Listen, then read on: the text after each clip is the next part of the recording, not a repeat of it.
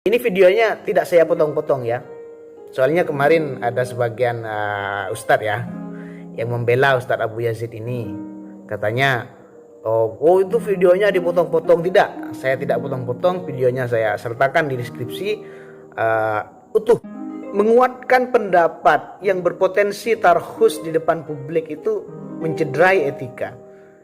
Dan menjelaskan khilafiyah itu di depan publik bukanlah ciri-ciri ulama yang bertakwa.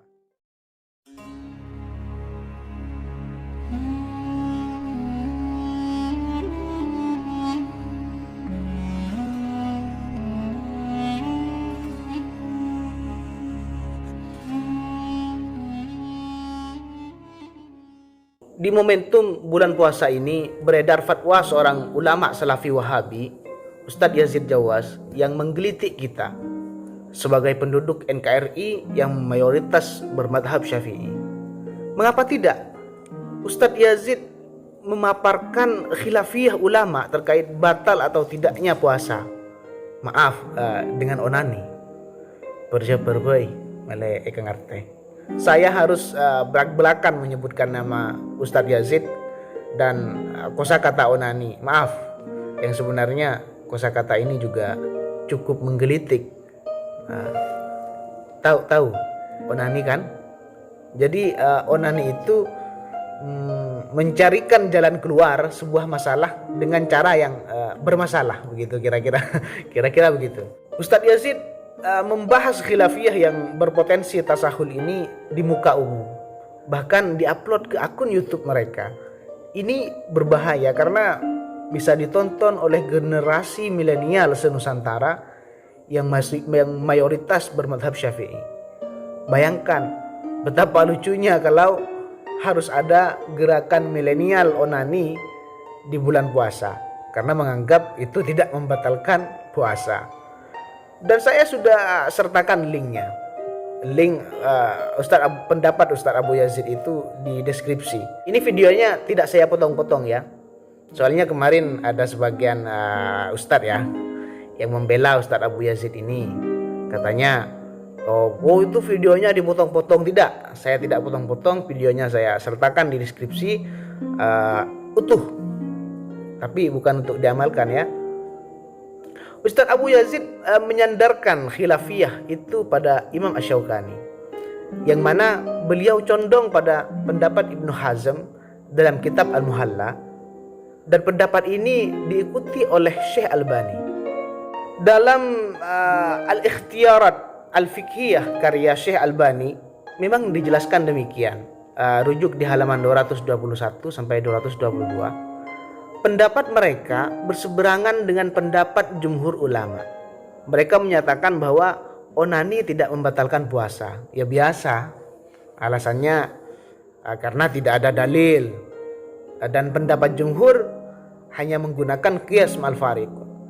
Warning untuk generasi milenial, menjadikan pendapat Imam Asy-Syaukani dan Ibnu Hazm sebagai rujukan pengamalan syariat itu tidak dibenarkan dalam skala fatwa. Sebab Imam Asy-Syaukani dan Imam Ibnu Hazm itu di luar madzhabul arba'ah yang keautentikan pendapatnya sangat diragukan. Bahkan Ibnu Shalah menukil adanya konsensus ulama terkait larangan mengikuti pendapat di luar madzhabul arba'ah, baik itu untuk pengamalan secara individual, lebih-lebih dalam ranah fatwa dan putusan hukum. Naqala Ibnu Shalah al-ijma' ala annahu la yajuzu taqlidu ghairi al-a'immah al-arba'ah ay hatta al-amal li nafsihi fadlan 'anil qada'i wal fatwa. Kenapa? Karena tidak ada sanad yang dapat dipercaya untuk mencegah tahrif, penyimpangan dan tabdil, perubahan ketika dinisbatkan pada orang yang berpendapat. Yang dalam konteks ini adalah Imam Asy-Syaukani dan Ibnu Hazm. Kenapa? Li adami thiqati bi nisbatiha li arbabiha bi asanid tamna'ut tahrif wat tabdil. Makanya kita sebagai generasi milenial yang mayoritas bermazhab Syafi'i harus berhati-hati ketika mendengar pendapat terkait putusan hukum. perhatikan dulu situs-situs website atau akun-akun yang YouTube yang dipakai oleh Wahabi untuk merongrong amaliyah kita yang bersandar pada mazhabul arba'ah. Kaji dulu, ini pendapatnya mazhabul arba'ah atau bukan? Bagaimana pandangan mazhabul arba'ah terkait masalah ini? Ingat, mazhab Syafi'i, Maliki, Hambali, dan mayoritas mazhab Hanafi menyatakan bahwa onani membatalkan puasa, titik. Masalah ada sebagian kecil ya dari Hanafiyah seperti Ibnul Iskaf dan Abul Qasim yang berpendapat berbeda, maka tidak perlu diperpanjang di ruang publik. Dan saya tidak rekomendasikan untuk mengikuti pendapat ashab Hanafiyah yang bertentangan, yang berseberangan dengan pendapat jumhur. Lah ini Ustadz Yazid Jawas bukannya memblokade khilafiyah itu, bukannya menganjurkan untuk berihtiyat, berhati-hati agar mengikuti pendapat jumhur. Lantas beliau menguatkan pendapat Ibnu Hazm, menguatkan pendapat Imam Ibnu Hazm yang berpotensi tarhus, mengambil keringanan syariat, dan itu dipaparkan di muka publik. Alasannya lagi-lagi karena tidak ada dalil. La haula wala quwwata illa billah. Menguatkan pendapat yang berpotensi tarhus di depan publik itu mencederai etika. Dan menjelaskan khilafiyah itu di depan publik bukanlah ciri-ciri ulama yang bertakwa. Wa kana al-ulama'ul muttaqun idza takallamu ma'ammatil muslimin aw istaftuhum al-'ammah fi syai'in lam yuhaddithuhum birrukhas wa lam yukhbiruhum biikhtilafil ulama fi ma yuhimmu tarahhus.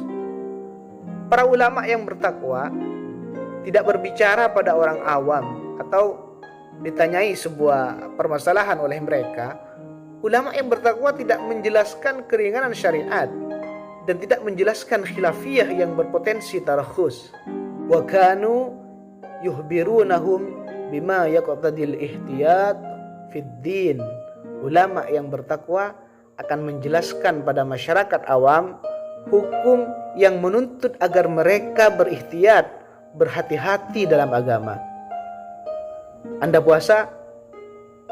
Say no. Katakan tidak untuk onani.